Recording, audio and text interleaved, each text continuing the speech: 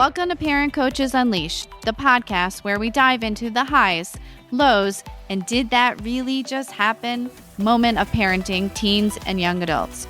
We're Carrie and Jessica, parent coaches, mythbusters, and occasional referees in the battle of hormones versus common sense. If you've ever wondered, is this just happening to me? You're not alone.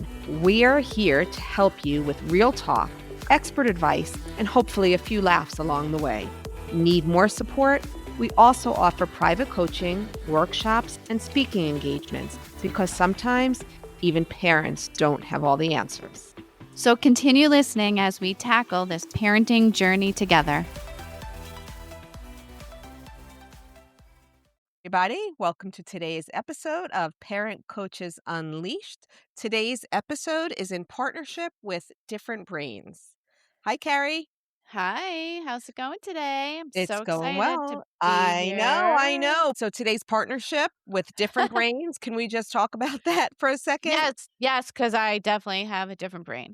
Well, do you ever wish that you had more than one? Because like I do. your brain is like your browser with all these different tabs open, and Yes, I you feel can't it. focus on any one thing.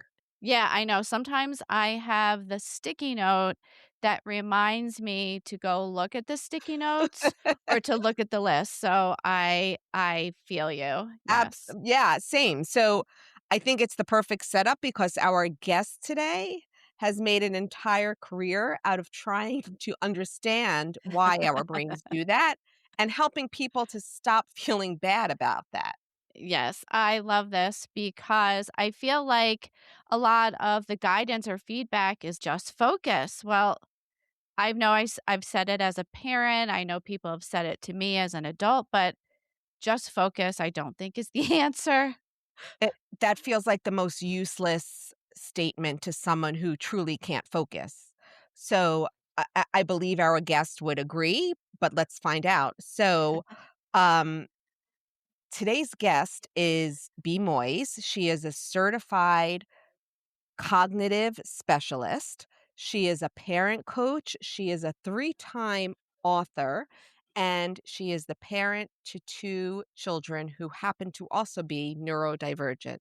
Please welcome to our podcast, Bea Moise. Hi, Bea. Hi, you guys? How are we doing today? We're We doing are great, great. and we are so excited to have you with us. I do have to I ask you one thing, though. I was going to Yeah. save it for the end, but in our research on you, a lot of references to Marvel movies were coming up. Are you more excited for Spider-Man or Doomsday? Oh, that's such a oh my gosh, that's like asking for a favorite child. You know, I have loved what Tom Holland has done with Spider-Man. I love Tobey Maguire. I mean, again, I grew up on Tobey, but Sure. I'm really loving what Tom Holland has done with that character. So I think and my son thinks he's Spider-Man, so I'm thinking Oh, Spider-Man for the family as a whole, okay. right? But Yeah. Doomsday personally for me because all of the gang is together I and I I get to I Yes. see cannot wait to see how they do that. I do have Yeah. very strong opinions about them casting Robert Downey Jr. as Doomsday, Doctor Doom, whatever the Ye character's name is. I know I said that wrong, but I'm very interested to see how that whole thing plays out. Comes together. Yeah. yeah, me too. I think, Marvel does such a really good I don't know how they decide to pick the actors to do these things, but they really are, like, on it. When they pick Yeah. an actor, I'm like, "Where did you find this individual?" Because Yep. they Yeah. are killing like, they Great embody the casting. Sure. character, Yep. Mhm. you Yes. know? And I think both of my kids love Guardians of the Galaxy, and every Who time I doesn't? see every time I see Chris do his thing, I'm like, "You are him." Like, I Yeah. don't you are this character. Right. So family-wise, Spider-Man, personally, Doomsday. So I think I've Great. answered that. Great. We might have to actually do a follow-up episode and then we'll just become movie reviewers for our, right? Like that Specifically just Marvel, though. yeah. I've always wanted to be like Siskel and Ebert. Like, this is my dream. This is like, yes, let's do We this. can do a whole episode on that. However, that is not why we're here today. All right. I just really had to get that out of the way. We're now like bouncing brains. I don't know Right. where we just went. So I love it. I'm going to reel us back and Okay, can you thanks. tell us for the parents listening, can you explain what exactly a cognitive specialist is? Sure. I think it's just a really nerdy, geeky, dorky way of, of saying I basically specialize in the intervention and support of individuals that have cognitive differences, but it's evidence based strategies with people that are on the autism spectrum, the whole spectrum beginning to end. But there is no end to a spectrum. ADHD, dyslexia, anxiety, any type of neurodivergent trait or tendencies, that is my area of specialty, as well as child development and cognitive development. So that is basically my specialty, is making sure those type of brains are fully understood Hmm. and can explain the behavior to what these parents are seeing, or caregivers or educators, basically. All right. And when you're saying these brains are understood by the actual Individual? client. Mhm. Yeah. So like young adult, teen, child, and parent, or okay. Yes. Yeah. So it's a Okay. combination of, it depends on the work that I'm doing. If I'm doing coaching if I'm doing parent coaching, I'm teaching the parent how to basically navigate and give parenting strategies and technique to their kid, and saying, really, it looks like this, but this is really what it is. Okay. Right. If Mm. I'm doing my executive coaching or neurodivergent coaching with my young adults, I call them my kid adults. It tends to look like, this is why you're not writing in your agenda. This is why you are procrastinating to turn in the assignment. This is why you rather just kind of hang out on YouTube and be in that world than actually leave your dorm space or even have a conversation with your dorm mate. So it just depends on who's the audience. So I'm either teaching you about you, or I'm teaching someone who loves you about you. Okay. What about the outside world? Are you like teachers and stuff, people that would interact? Do you work with them as well, or Yes, I workshops also and do trainings and education and speaking engagement to basically, if anyone has access to another individual, I want to tell you how their brain is processing and learning, especially in the academic settings. A lot of neurodivergent children are mislabeled a lot Mm. because we see the behavior first and think about, like, okay, how do we stop this behavior? Sure. And sometimes in the academic setting, stopping the behavior is a necessity, right? Like, we need to stop it before we can understand it. So sometimes we have to put something in place to make sure that behavior is not reoccurring over and over again. Mhm. But then I want to make sure and come back and say, okay, but we really got to learn why this student is doing this, or Mhm. why this worker is behaving this way, because again, that's part of when I do consulting work with organizations and companies. It's like, okay, why do I have a worker, an employee who's repeatedly not showing up to meetings? Mhm. Right? They do Sure. really well in the work dynamic. They do their work well, but they're not a team player. What's going on? So trying to explain, well, this person may have, social anxiety, or they may just be anxious, or it might be overwhelming, it might be sensory overload. Let me investigate, and then let's really see how we can help. So basically, I'm trying to help the world, ladies. I'm just trying to, like, I am So my own Marvel So captain. I was just gonna say, you're your own superhero, right? absolutely. I mean, What do you want your name to be? What's your Doing too superhero much. name? doing too I need to slow down. We'll just call you everything. Yeah, that's literally what I'm doing. So, talk to us for a second about the term neurodivergent. How do you know when there's a difference between you're actually neurodivergent, or you actually have some issues that are leading to a weakness with executive functioning skills, like the type of kid who might procrastinate. If you're a procrastinator, does that mean you're neurodivergent? Mm-hmm. So neurodivergent, basically, I want you to think of it as, so the way we see it is there's a typical brain and then there's the atypical brain. We want to move normal and abnormal because there's no such thing as normal, Mhm. right? But when we say typical, it basically means the majority of the population react and respond this way. So that means if you have a child with a typical brain and they're procrastinating, I'm going to use the name of my kids just to make it easy. Okay. Like Jake is procrastinating, and I say, hey, Jake, dude, come on now. Here's your agenda, write something in it, ask your teacher to help you check it, and that's going to help you.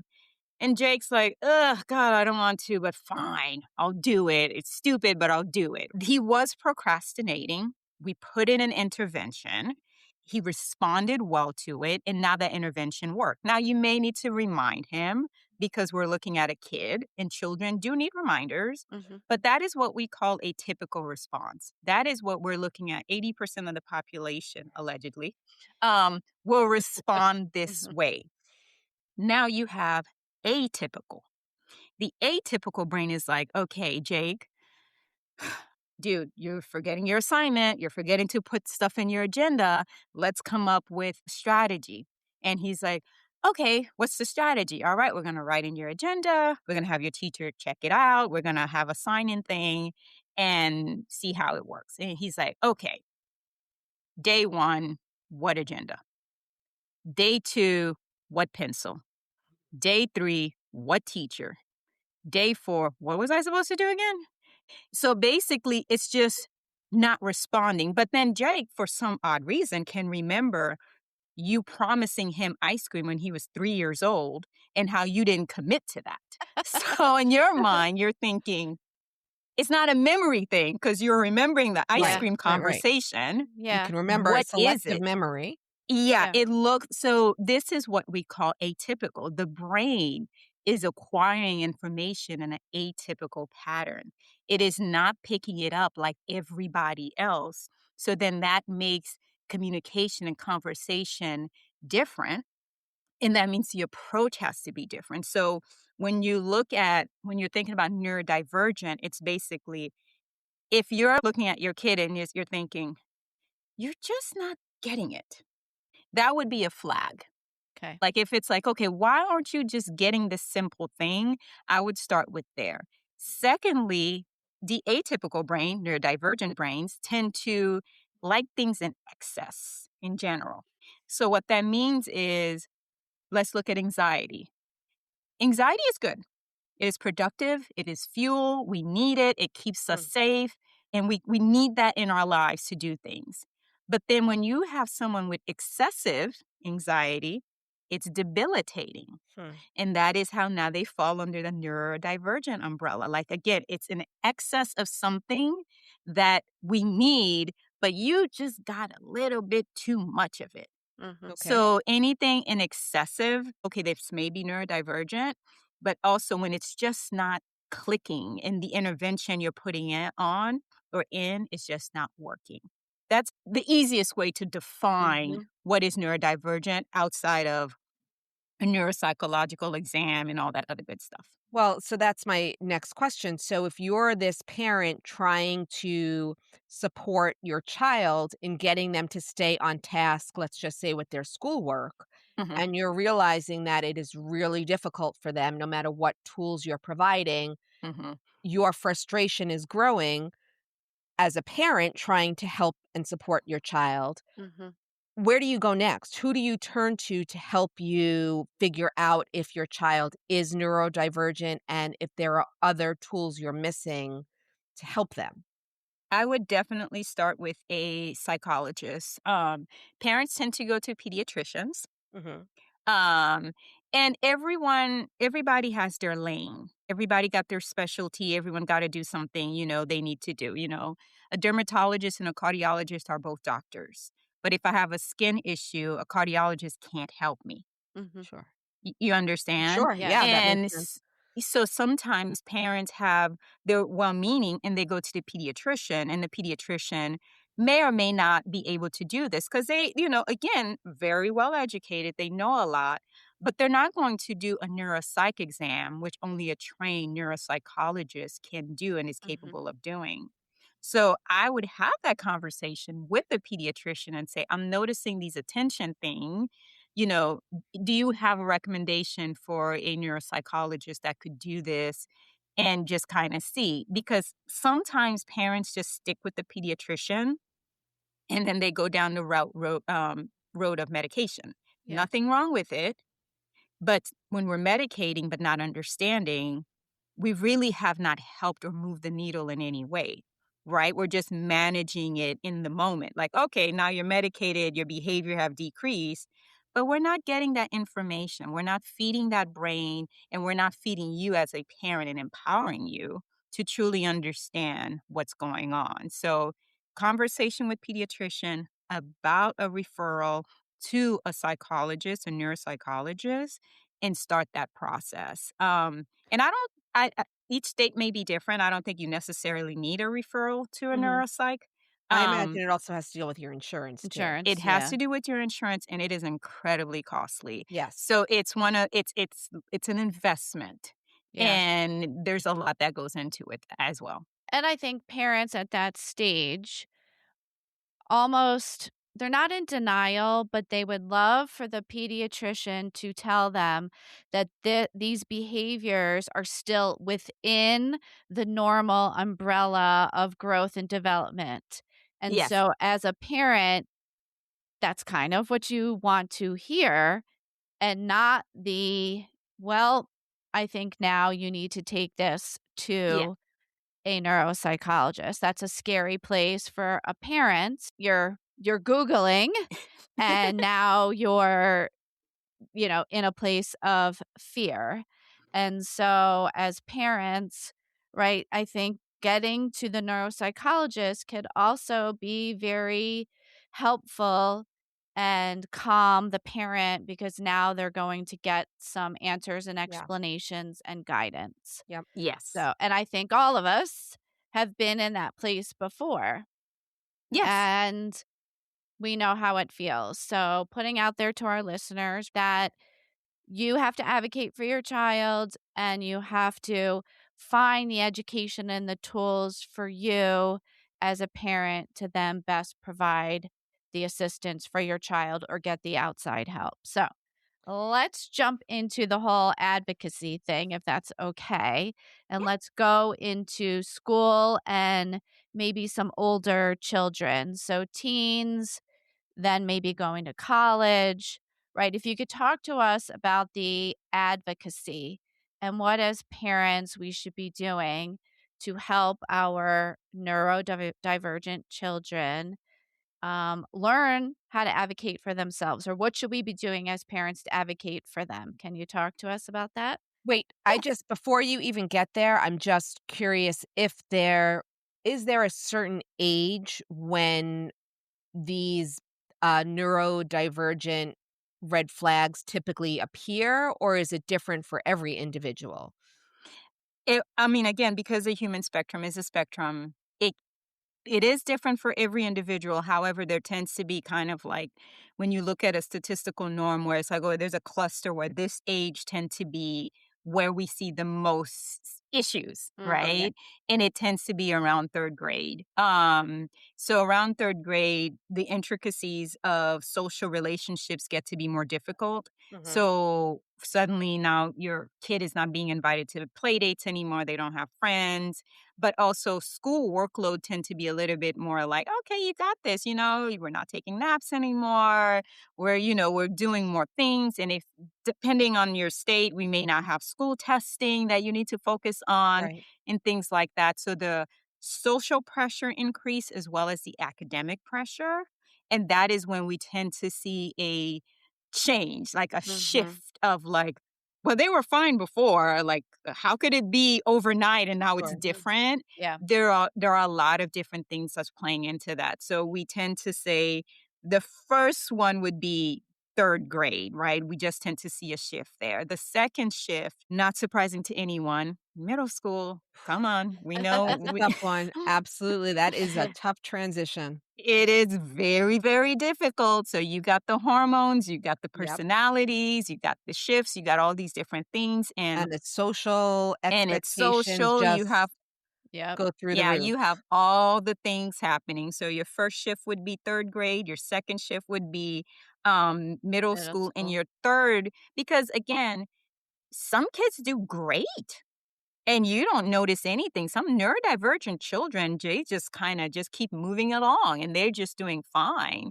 So if something starts to appear at 11th grade, we're like, well, no, this wasn't here before. Mhm. Again, 11th grade, what are we looking at? Oh, this is probably SAT and ACT Yep. time. This is not everyone's going into college prep mode. Yep. This is everybody's deciding what they're going to do with their lives and what What's that that? looks Yep. like. And, Mhm. so there's different shifts that can happen in, and these are tend to be the different time frame where if we're going to see something erupt. The last one is my least favorite, but it tends to be the most common for overachievers academically, which is freshman year in college. Mhm.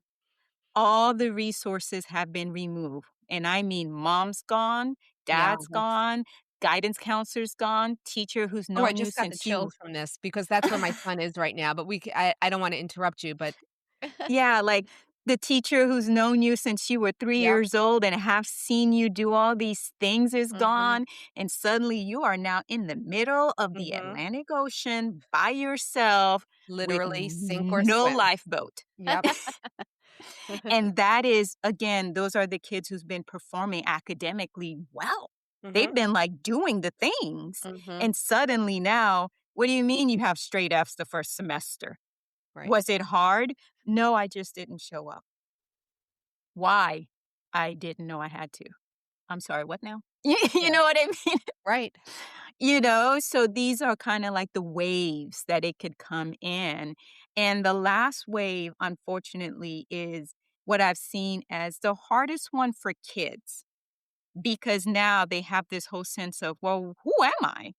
Mhm. Right? Like I had this identity, but now you're telling me it wasn't mine at all. It didn't belong to me.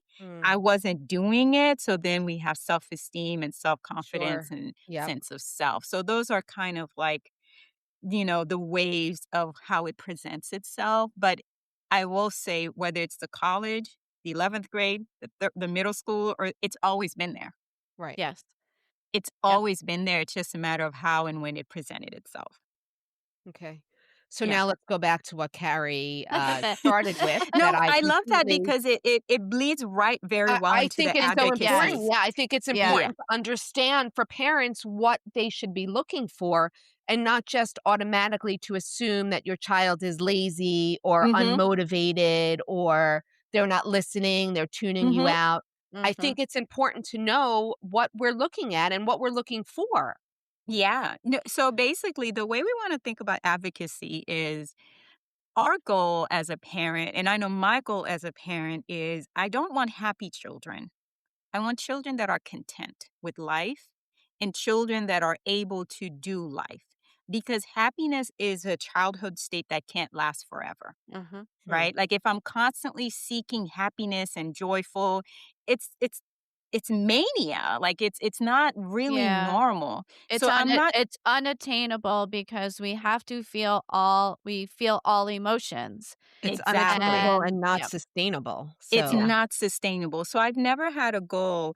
And any parent that work with me is I'm like, if they say I want my child to be happy, I'm like, well, we need a new goal because we can't attain that. And not to mention, I have 2 kids with 2 different sources of happiness. My mhm, son's source of happiness is one way, my daughter is another way.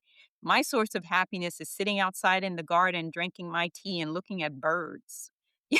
Like yeah, yeah, mhm, that's my happiness. So we can't define happiness for any individual, but we can definitely work towards being content. And Mhm. the way you work towards a child being content is they have to be secure in who they are. And they have to have a level of responsibilities for their own lives. And that can start as early as third grade. or fourth grade or fifth grade. And what we tend to do as parents is we do not release control of their lives until we feel like, okay, you're 18 now. Here you go. We release control too late. It's a partnership that starts way before that. So you're talking about, this is my son, the sixth grader who the teacher haven't uploaded the grades yet. You know, that fun conversation. Uh-huh. The grades are not uploaded. I turned it in. The teacher is not doing it.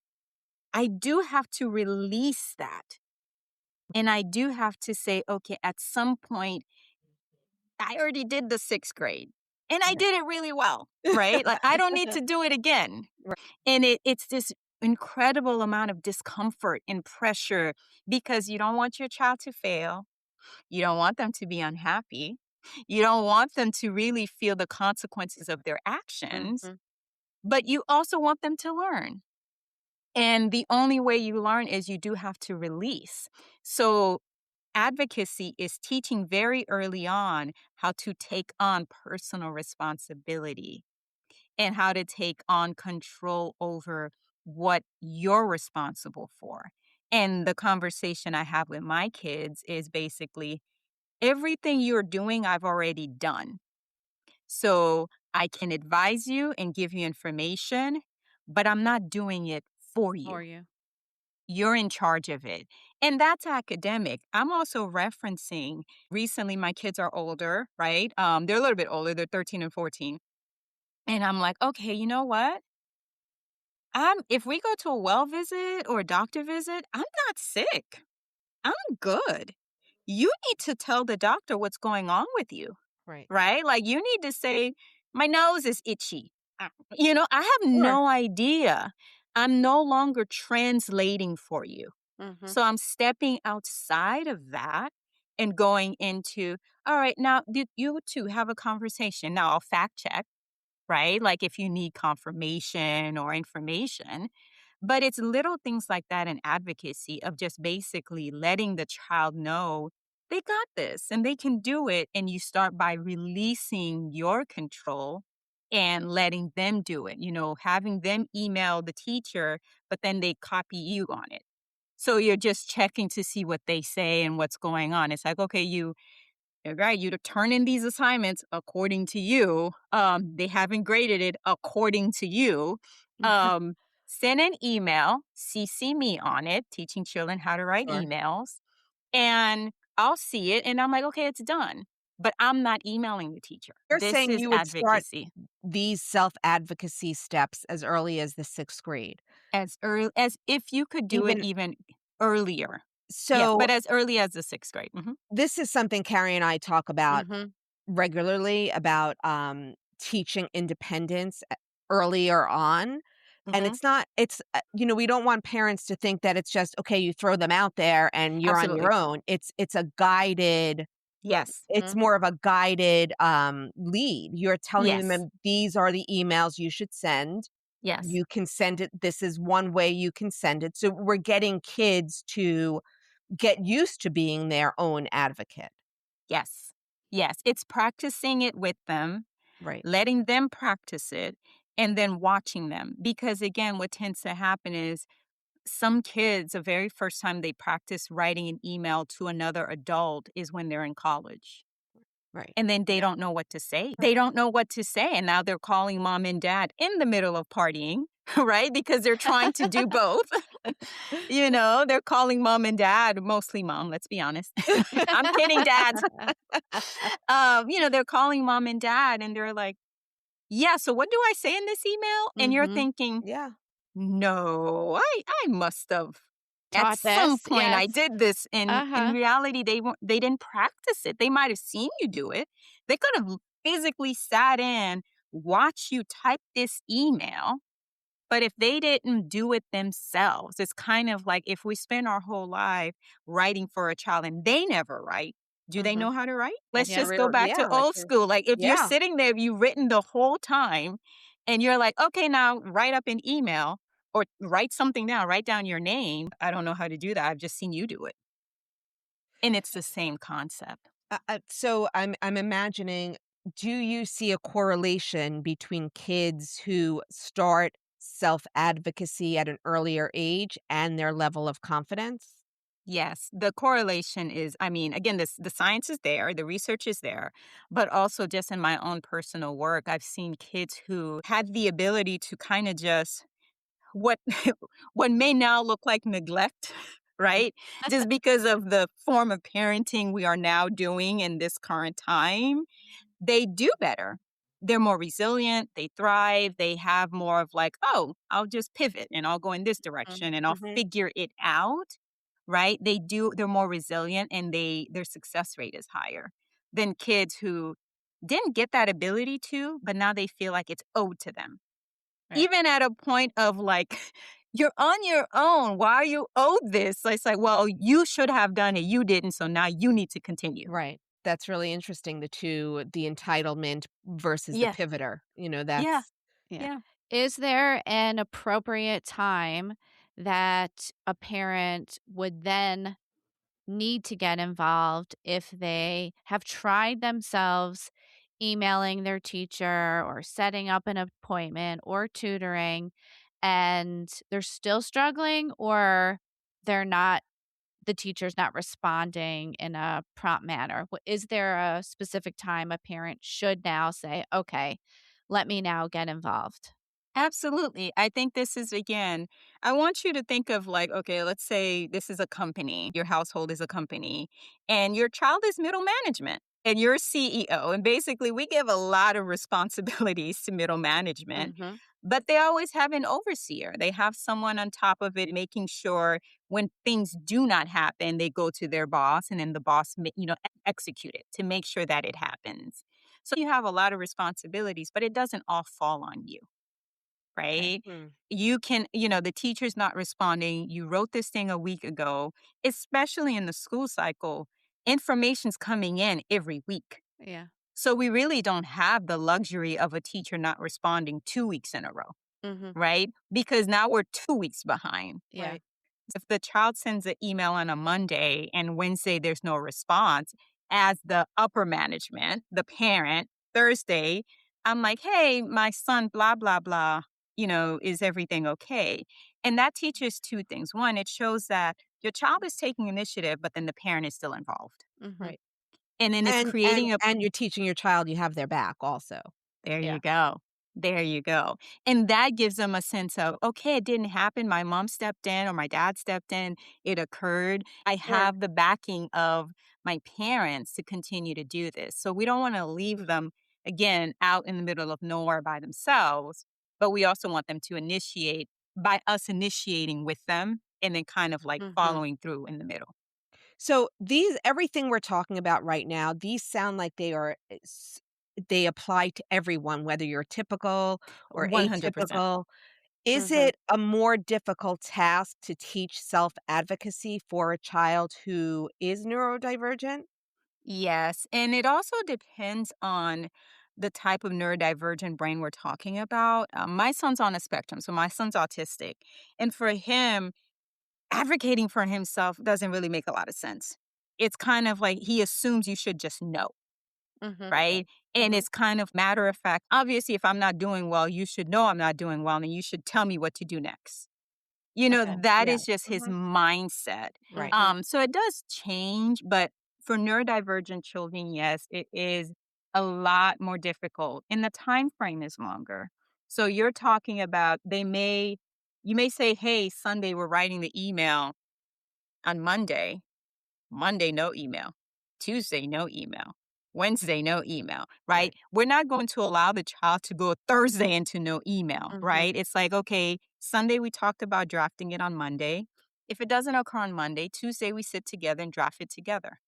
Okay. A lot of pushback, a lot of fighting, a lot of, I don't want to do this. And mostly this is because of task avoidance. Most neurodivergent brains do avoid task. They do like to procrastinate Mhm. because procrastination actually gives you motivation to do it. That's why most assignments are turned in at the last hour, possibly, or when things Oh, are that's like That's Yeah. interesting, yeah. Yeah, They look procrastination at is procrastination as that's very interesting. yeah, Procrastination is their motivator for the Is last. the yeah. procrastination is the motivation. So they're That's interesting. procrastinating because they're waiting on the motivation, Right, yeah. right? Like the motivation to do it, and you're just thinking you're wasting time. They're thinking, no, I'm not. I'm waiting for my motivation to kick in. Yeah. So Yeah, we have to, I'm sitting here and I have a house full of procrastinators. So yeah, they're waiting that for is motivation. that is really interesting. Huh. Yeah, it's perspective shift. Yes. So once you realize, okay, you need motivation to do this thing, Mhm. how do we get you to become motivated, right? Like, how do we get that dopamine to hit your brain? My favorite movement, we can start to move. It's like, okay, again, trying to clean your room. Why won't you clean your room? Make them walk, turn on some music, and now they're cleaning their room. Okay. Because again, you need the motivation to start something. And if they can't initially get it on their own, let's figure out how to get them there. All right. So, what do I we do I like that one. as parents when we have our neurodivergent child and they are 11th grade, 12th grade, and their intention is to go to college? Yeah. What can we start doing to prepare them or help them work on some of these skills? Because now we've got socialization. And Mhm. as you talked about before, when they get to college, a lot of the tools or the services or kind of go away and they're by themselves for the first time. What can we do as those parents in the middle, later high school years to help prepare them if they want to go to college?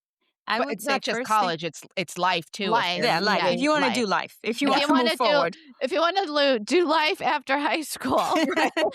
And what does this look like? Right. The first one is, this is a hard one for parents because there is an idea and a vision you're married to the minute your child is born. And you don't even know what it is yet. It just keeps unfolding as this kid get older and older and older, Yeah. right? So Mhm. the first thing is you need to divorce that idea. That's the first process. And you're right, it is And hard. It's mourning your vision for your kid. It's of what you wanted that's it a to big be. one. Yes. Yeah, like so, and the way you do that is basically talking to your child, because now it's like, okay, what do you envision your life? What do you want to do? How do you see it? How do you want to execute it? And letting them, to the best of their ability, lay out what they assume is the plan. They're going to lay out this plan. And now your goal, because now you're no longer parenting, you're consulting. Hmm. And there's a big difference. Yes. And once you're consulting with your child, okay, this is your plan as your consultant. My job is to tell you what's not going to work with this plan and what will work with this plan. That's a consultant's job. A parent's job is, this is a dumb plan, you're not doing it. Two different roles. Yes. And that role was for the sixth grader who wanted to jump off the couch because they thought it was a good idea. This does not apply for the 16, 17-year-old who now believe they're 30 and really have a hold of life. It's not going Yeah, to work. sure. So it's like, now that I'm your consultant and you've laid out this plan, I got some years on you. So I'm going to tell you, this is why this is a good idea. This is why this may not work. Hey, let's do a little bit more research into this, right? If you want to go to this college, this university, this place, one, is it a good environment for you? And I don't just mean academically, socially, weather wise. I see a lot of my kids who go to a area in the country, it's too cold. They didn't Mhm. factor that. Right. I would have. Yes, you're going to be cold in Wyoming. I'm Yeah. sorry you did not think about that while you were in Florida. It's just they don't Yeah. factor these ideas Same thing with into it. school size, like how will you This learn better, on an in an exactly. online class or in an in-person Person. In- class? Yep. yeah. So that's what that conversation looked like. We're in the 11th grade. We're consultants now, and you're having this conversation with your child, and then you're helping them execute that plan that they have alongside of what you have, but you cannot execute the plan that you had for them. because that plan expired basically day 2 after they were born. Day 1, you could have you could have executed it day 1, but day Right, right, 2, right. they've decided on their own path at that point, and you have to release it. Right. So it starts with conversation. Okay. That's That's the a big first one. step. Yeah. So, do you have clients or children or adults or young adults that you work with that have gone through all and it sounds like you do because it sounds like we did speak about this child, but you have the child who went all through high school, like you said, and they've Mhm. gotten to now the part where they are freshmen in Mhm. college Mhm. and they which party should I go to? I'm gonna hang out with the kids in the dorm until Mhm. 2 o'clock in the morning. Oh, I forgot I had a test to study for. Mhm. Do we let them fail as parents?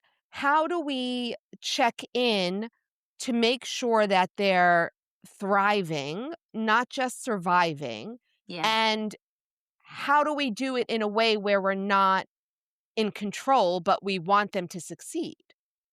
That's Does a that great make sense? I question. mean, I Yeah. just No, it does. It makes perfect sense. It's a great question, and it is incredibly hard at this point because there is more of not just the financial investment at this point, but Mhm. there's also the whole life investment. It's like, okay, failing a semester, you're delaying life. It's Yeah, not just you didn't get a good grade, you're delaying your progression, you're changing your graduation date. You may have to come out of the major that you're in because there's a GPA requirement. There is a lot that involves with this. I didn't turn in my work at right. this point. Mhm. So back to that serious conversation of this F that you received because you didn't withdraw early enough. You didn't take a W, right? This F that you got has now killed your GPA and there's no recovering it. Um, are you really ready to be on your own at this point? And that conversation Mm. is very hard for both parent and child Mhm. because did we both fail? Yes. Right. Because there's something about sending your kid away on this side of the pond that we feel like is success, Mhm. Huh. right? Even if they're not ready. That's interesting. That's It's like yeah, success isn't your child not living with you. That is right. not success. So when that child must come back, it's like, I failed. They're back. They were succeeding before. No, they were not. You just had the illusion of success. You just had Mhm. the ability to say, my kid's at University of Florida. Go Gators. Like you're just kind you just I have I must warn you that Jessica over here is having 3 gators all at the same time come next month. So, Yes, that is true. she's, proud triple Gator go mom. yeah, like, Gator she's mom, you're not my new favorite person. Sorry. she's I just chomping all the way, yes. but that's success. That is Yeah. success. That's what it can look like. So failure is you can't you're not doing it. You have to come home and refocus.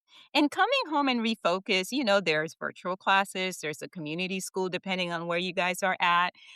Coming home is not failure. Coming home is I need more support and I need more time.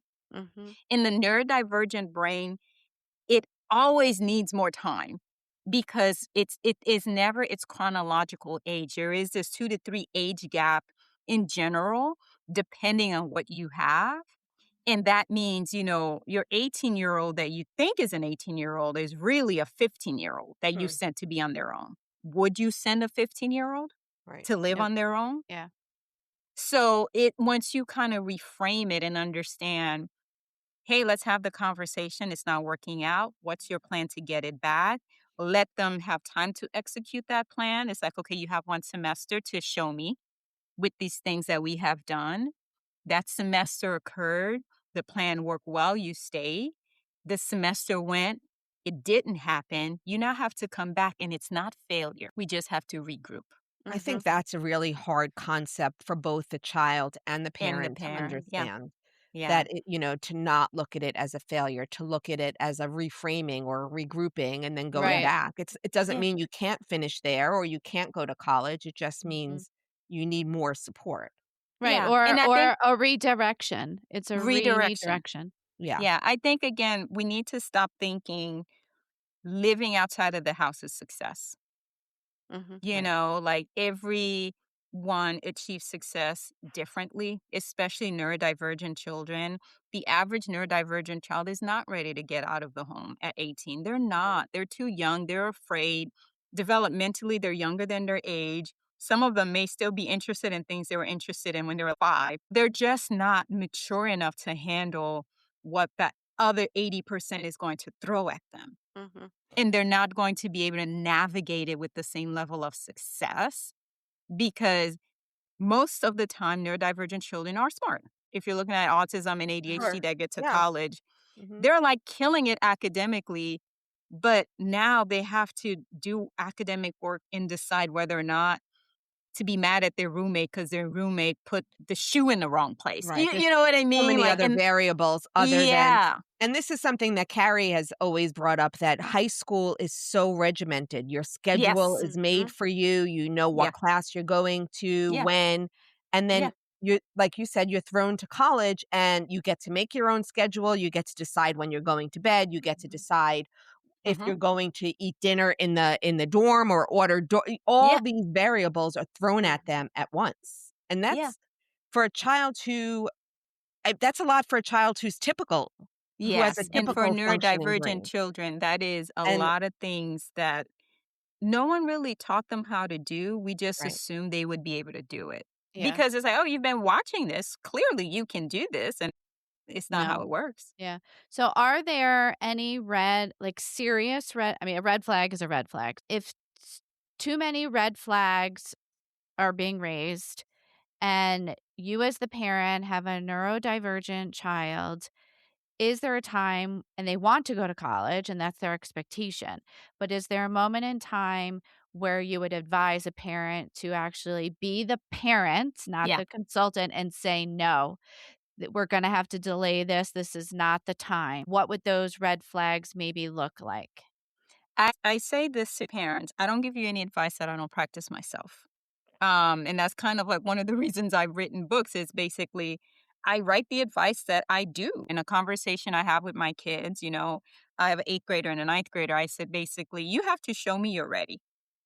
And showing Mm, me you're ready has very little to do with words, like I'm ready, and everything to do with action. So for me, the less I'm involved, that means you got this. Mhm. The more I'm involved, that means you don't have this. And I love being a mom. I this is the best thing that could have happened to me because my kids are so fulfilling in every aspect. Mhm. I just find joy in them.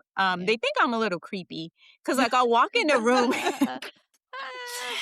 I walk in the room and I'm just hugging them and kissing them, and they're like, "Stop being weird." Yeah. My daughter said, "You're so cringe. You're so cringe."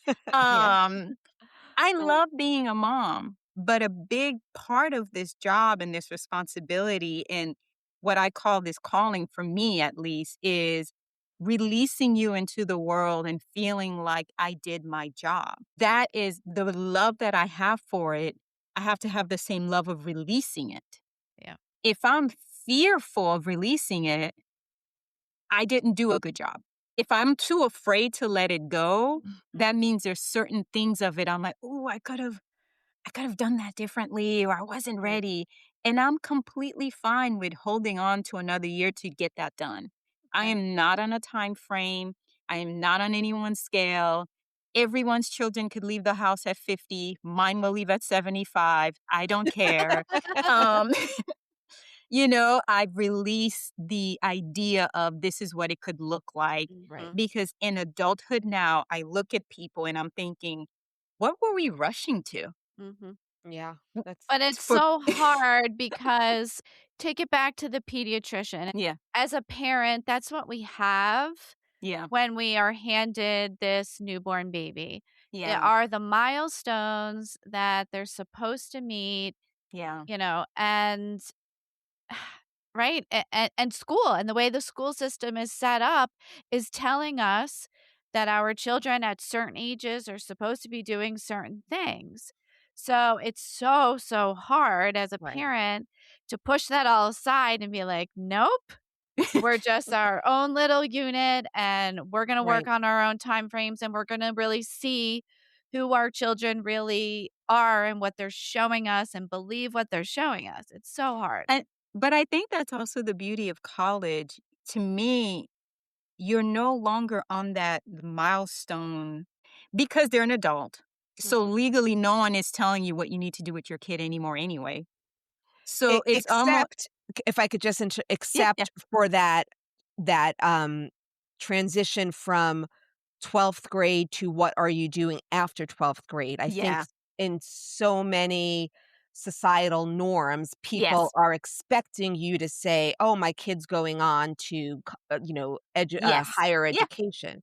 yeah, And that's the part that as to what you said before, that you have to release that. If that's you not have, what your kid is ready for, yeah, it's not what they're ready for, and it's that's the not. part that's so hard, comparatively speaking, to looking to what all their peers are doing. Yeah. And I will tell you what I have seen consistently. Every single parent that pushed along, that pushed movement along, even though they knew their child wasn't ready. Freshman year, they regret it. Sophomore year, they're regretting it. Junior year, they're actually ready. You know what? If you want to come home, it's almost as if they get to a point in time when they're like, I don't care anymore. Clearly, Right, this isn't working, right. and we need to kind of start from the beginning. And I think because you realize junior year, I know where my mindset was, and I see where this kid is, and clearly it's not aligned, like it's Mhm, not the same thing. mhm. So, what I'm asking parents is not easy to do, No. because you're literally fighting a whole system that's designed Yeah, to kind of keep your kid moving along no matter what. But I'm asking parents to just see their kid for who they are. Just like there are some kids you can move forward. yeah, There are a lot of neurodivergent children that need to be pushed ahead. right. Skip them a grade because they're causing problems, they're bored. There's some kids that require movement, and then there's some kids that require pulling Mhm. back. But it's so personal. It's a conversation, and your child can still succeed away, but you do have to be more involved. And they have to know you're more involved. Mhm. So there's different blends of this, right? Like, okay, you're going to stay at UF, you're going to succeed, you now have to CC me on the email because guess what? I now have no legal rights to it. And they know Right, this. right. Professors will not send you a piece of information. No. No. You know, you now have to bring me in. And when you bring me in, I will jump in as needed. And some kids respond really well to that. And some kids find it really relieving that they can come home. They do. They have this sigh of like, I just wanted to come home. Yeah. Mhm. Are there resources available for the child who's made it all the way through high school? They get to college and they realize they can't organize themselves. They Hmm. don't know how to make a schedule. Their time management is awful. Are there resources for a child like that? And is that child neurodivergent because of those issues? Or is it an executive functioning? Is there an overlap there? I know that's a lot in one No, no, no, it question, makes but sense. From the lens of basically the lens of how I see the world, yeah, that child is neurodivergent. They need the little extra, they need something extra. It's kind of the way I want you to look at it is, if you need glasses to read the aisles, are you blind? Or do you just require a little aid there? Mhm. Mhm. But it doesn't change the fact that someone has 20/20 vision, they're right next to you and they could see it just fine, Yeah. right? You're not blind, Right, but you cannot see it. You Mhm. see something of it, a variation of it, right. and there's nothing wrong with putting on your glasses to look at it.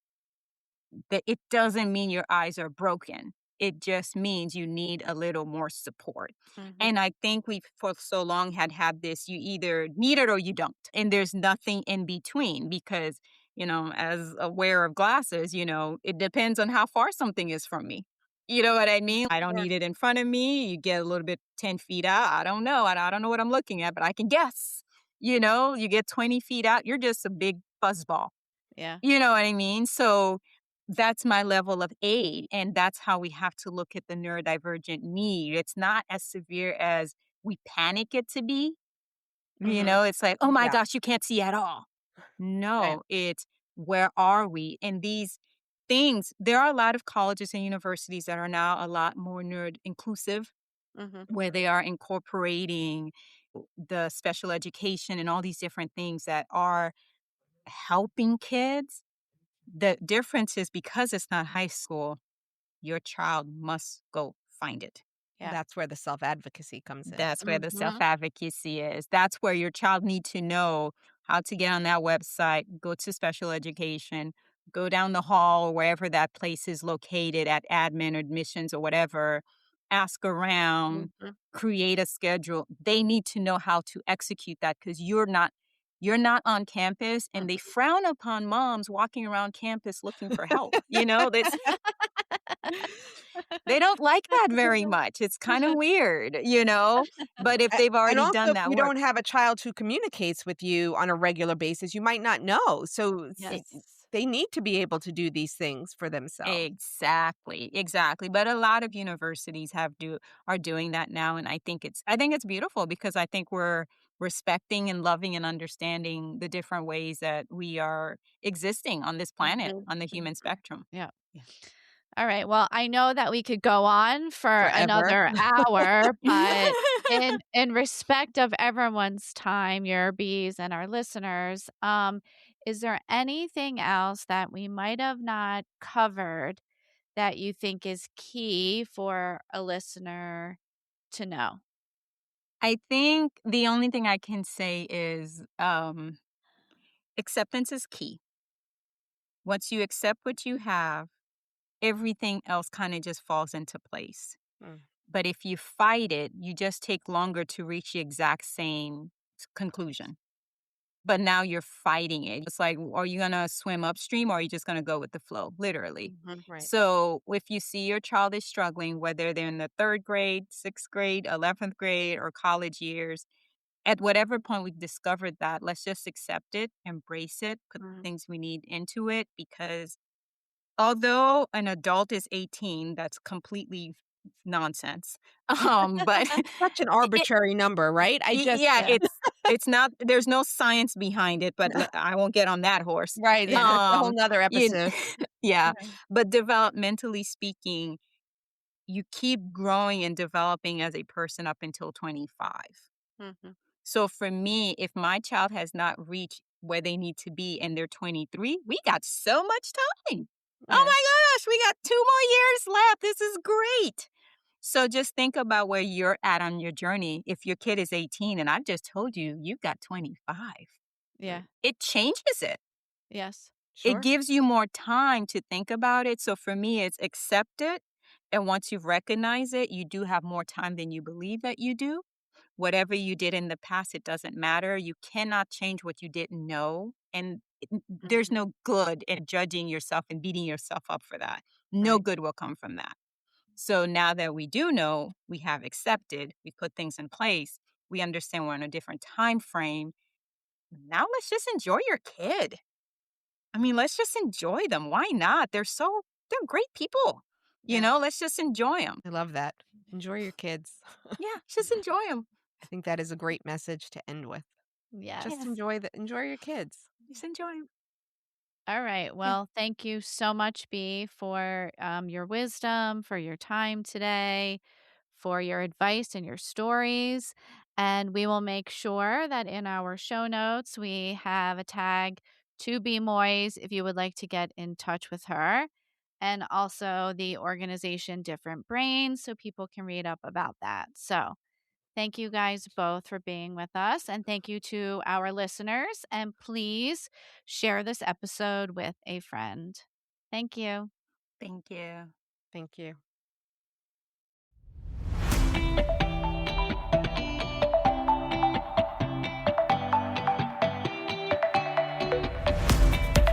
Thank you for listening to this episode of Parent Coaches Unleashed with Carrie and Jessica. Together, we can raise the next generation of independent, capable, and compassionate young adults. We encourage you to send us an email with questions and feedback to info@parentcoachesunleashed.com. Please remember, you are not alone on this parenting journey.